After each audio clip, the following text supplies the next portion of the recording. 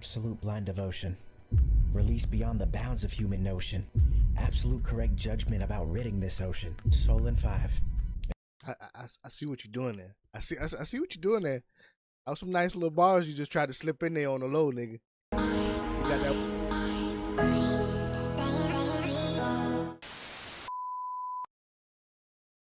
Got my boy Jules Dot with Fire Force is littered with Snow Bunny mind control. Yeah. They say the same thing about the Marvel game. So without further ado, let's get into it.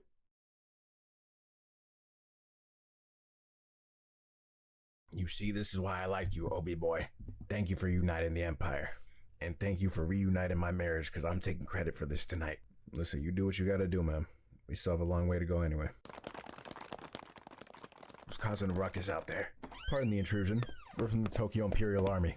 I'm currently fulfilling my duty to report to the fire chief. What could y'all boys possibly want from me, Akitaru Obi? You're gonna be coming with us. You sick and twisted evil man, I can't believe you. What is this blasphemy? Are y'all dumb? This is an upstanding citizen who's bringing peace to the— It's straight, boss. This must be some sort of mistake. I used to be an honor roll student, National Honor Society, all of that. Just let Hino know about this. Ugh. Is that the cake? Yeah, no, so I was sitting in my room today, and I thought Fire Force was coming out tomorrow, but then I opened up Crunchyroll and saw that we were blessed a little bit early. And when I was reacting to this episode initially, I was thinking this shit came back in 2022. Season 2 came out in 2020 back during the vid. I didn't know that there was a 5-year gap, but nonetheless, I'm happy to see it come back now. Yeah. But no, this episode was a bit short of an introductory episode. It was still— Yeah, man. I thought it was goddamn on 3. I thought it was 3 years, but I didn't realize it was 5. But goddamn, Fire Force been gone for a hot minute, nigga.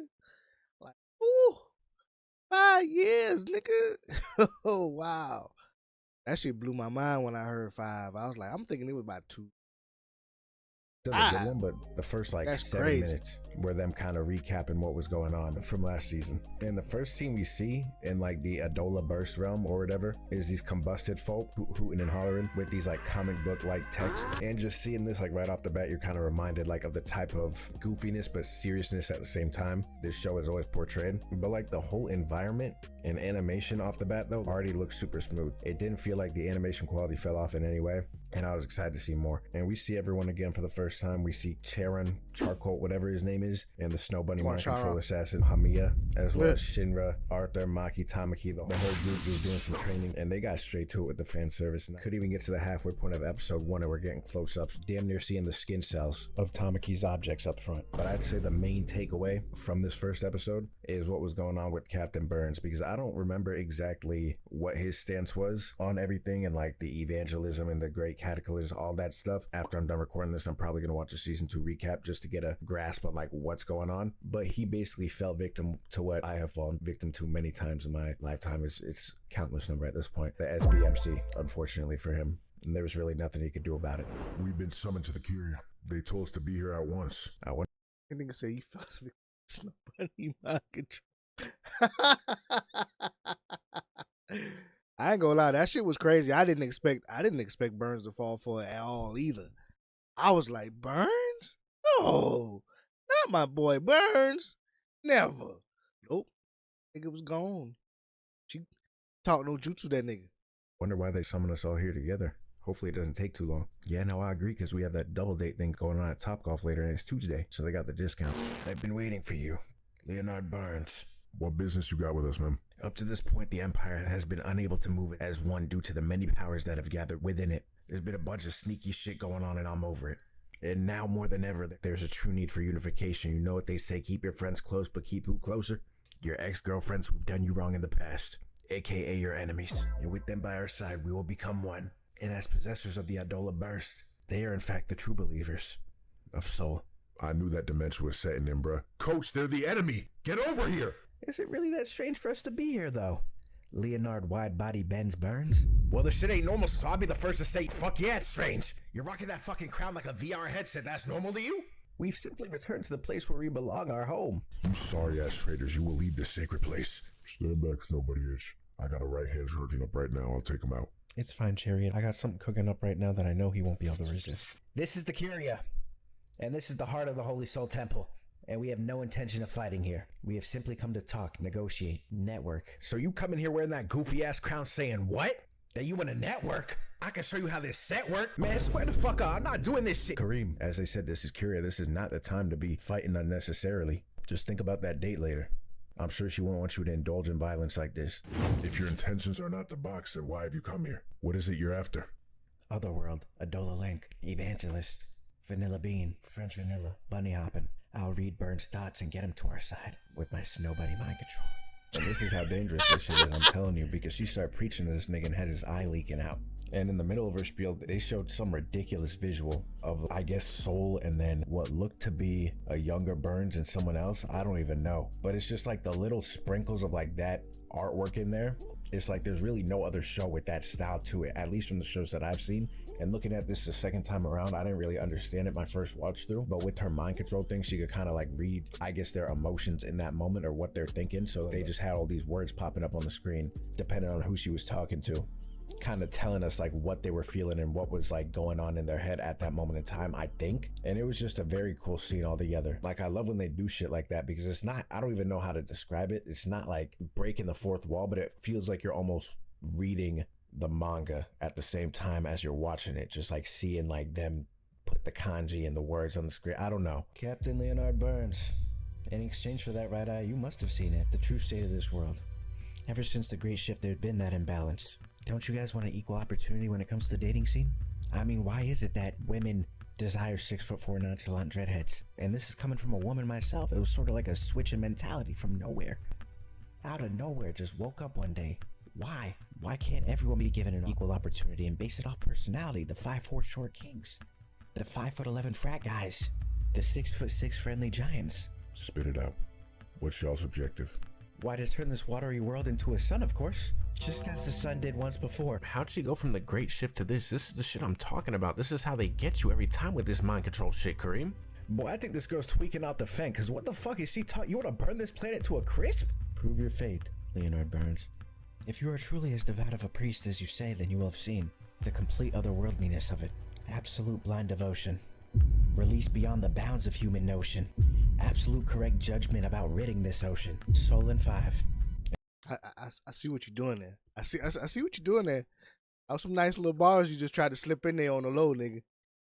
You got that white girl kind of rapping to this nigga. And she was spitting so much game, she had this nigga trembling and had him completely convert to whatever she was talking about. A car dealership would love to employ her. She's a saleswoman through and throughout. But no, it'll be interesting because I'm assuming he's going to be considered an antagonist for the time being. And he'll probably have to fight some of the people from Squad 8 or like Shinra or something. And then the last portion of this episode was Lieutenant Hino saying that he was basically going to have to become a traitor to go and save the captain, and everyone's kind of on board with it and banding together to go start this rescue operation. And we see, I'm just going to call her Burger Queen because she has the Burger King helmet on. We see her talking to Burnsy at the end. And this might be her biggest catch yet because she got this nigga good. He is completely gone. Because I can't tell if he's genuinely transitioned over to this like headspace. That's what I He's said. genuinely just like under her spell or a little bit of both. I can't even tell. Because he's talking about capturing Shinra, which is basically their goal from last season this whole time. And then he throws up his set talking about him being implanted with an insect. I don't know what that is, but it doesn't sound like the most delightful process to me. But we get a nice little shot of his face and then his eye kind of shaking. So I don't know if this is like him kind of fighting back internally against this mind transfer jutsu thing, or if he's just very passionate about his work right now. But that's basically the episode. That's what I said. I think the way it started. That's what I said, because I was thinking the same thing. Like, is he actually being controlled here, or it looks like I want to say he let himself be caught because he wanted to get on the inside, but he fucked around and got in a little too deep. He thought he was gonna be able to, push it back. He figured he let her in a little bit, but still keep up that mental defense. But nah, nigga, she not. She all up in his head, nigga, and he's like, "Yes, we will catch Shinra at all costs." And his eyes are just, no. But he can't resist. That spark Can't notes in the beginning resist. of like how everything was kind of building up to this point, and then keeping the episode short and sweet, but like giving us a taste of the direction it was going to go. I think that was honestly like a good way to start the season considering how long they've been gone. But one thing I will say, they might have an opening of the year on their hands again for the second time, because not only visually is this shit fucking magnificent, but they also had Queen Bee on the mix, so you know that this was already an anthem that you take your pants off to. As soon as I heard those vocals, it's similar to Inferno. It's just a good running tune that's like not too slow, not too fast, but it just like it's a very Fire Force opening, like the song. And also just like seeing some of these visuals to like some of the fights that we have coming up, the shit just looks dirty. And I don't know who this stallion is, but you better believe I'll be front row seats for this fight. There's gonna be spontaneous human combustion all over the place.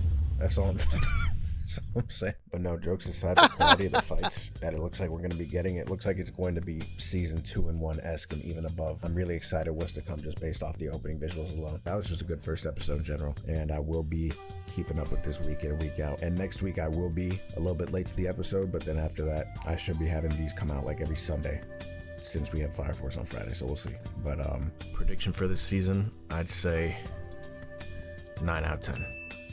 9 out of 10. I feel like I'm pretty sure this is the last season. It's coming out in 2 cores, so I feel like they're gonna give it their all, and we're gonna get the best content that the show has to offer. So we'll see what's happening. If you stayed to this point in the video, appreciate y'all for watching. And we're basically like tickling 100K at this point, so I mean, subscribe to the channel. Appreciate y'all for helping me get to this point, and also sub to the second channel too. I'm gonna try and post a little bit more on there as well. Road to 10K on that one, and yeah, on to the next one.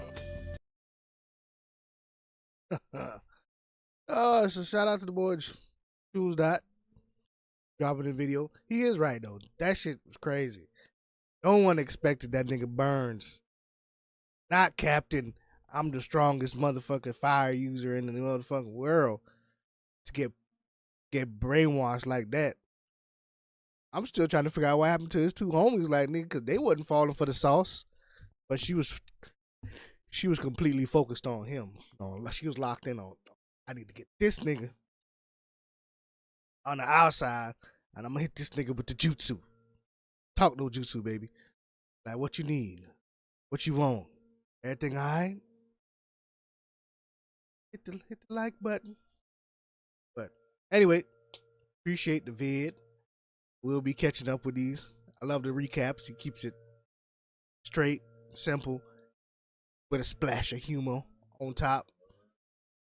Comment, like, y'all know what to do. Peace.